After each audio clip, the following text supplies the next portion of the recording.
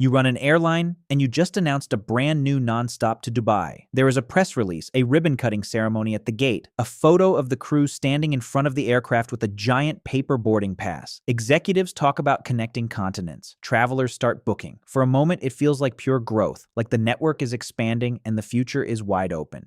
Then the region turns unstable, the flight gets pushed back once, then again, then a third time, and you realize the hardest part of running an airline was never taking off. It's knowing when to stop. That is exactly what has been happening to KLM. Since the war that erupted at the end of February 2026, the Dutch flag carrier has delayed its routes from Amsterdam to Dubai, Riyadh, and Dammam so many times that even loyal flyers have lost count. The latest restart date, set for September 6th, has now been pushed to October 24th. None of these planes have left the ground since March. So what does it actually cost an airline to keep saying not yet to a route it has already built? Every route an airline flies is really just a bet, and airlines measure that bet with two numbers: revenue per available seat mile and cost per available seat mile. When the revenue number beats the cost number, the route survives. When it doesn't, the route gets cut, no matter how exciting the launch party was. According to a 2024 analysis by aviation consultancy MBA Aviation, unit costs for U.S. carriers grew between 3 and 6.5% a year from 2019 to 2024, consistently outrunning the revenue side of that equation. Margins on international routes were already thin before anyone in Amsterdam had to think about missiles over the Persian Gulf.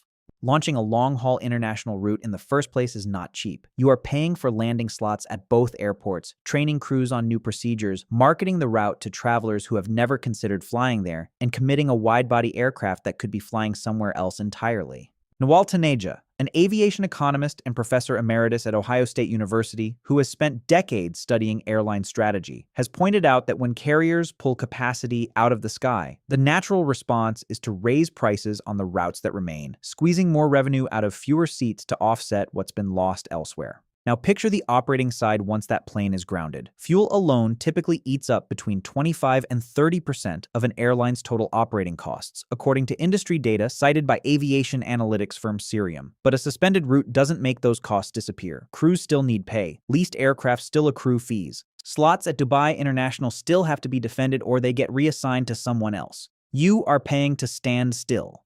Here is the trap nobody puts in the press release. It is not the war, it is the whiplash. KLM has now pushed this restart date back dozens of times since March, and each delay triggers a fresh wave of refunds, rebookings, and canceled connections that ripple through the rest of the schedule. Every cancellation is a small trust withdrawal from your most loyal customers. Do it enough times, and travelers simply stop booking the route at all, whether or not it ever actually resumes. The suspension becomes self-fulfilling. You built a bridge nobody believes is going to open, and the airlines aren't reacting the same way. Local carriers based in the region, like Emirates and Saudia, have kept flying into Dubai and Riyadh throughout the conflict because for them, the region isn't a route, it's home base, and walking away isn't really an option. But for the outsiders, the calculation looks completely different. American Airlines has pushed its Doha and Tel Aviv routes all the way to 2027. British Airways scaled its Heathrow to Dubai restart back to October. Air France, KLM's own sister carrier, suspended Dubai service out of Paris entirely, citing what it called a highly fluid security situation on the ground. Delta didn't even bother waiting that long. It shut down an entire market outright, rather than keep absorbing the cost of uncertainty. Every one of these is the same math, solved differently depending on how much each airline actually needs that route to survive. So if you are holding a ticket right now, KLM's own policy is straightforward. You can take a full refund back to your original payment method, or you can keep rolling your travel date forward and hope the region calms down before you run out of patience. Most passengers, faced with delay after delay, have already chosen the refund. And that is the real lesson sitting underneath all of this. A route is not a destination. It is a financial position, one that has to keep justifying itself every single day. It stays open, war or no war. You run an airline and you just quietly deleted a route from the schedule.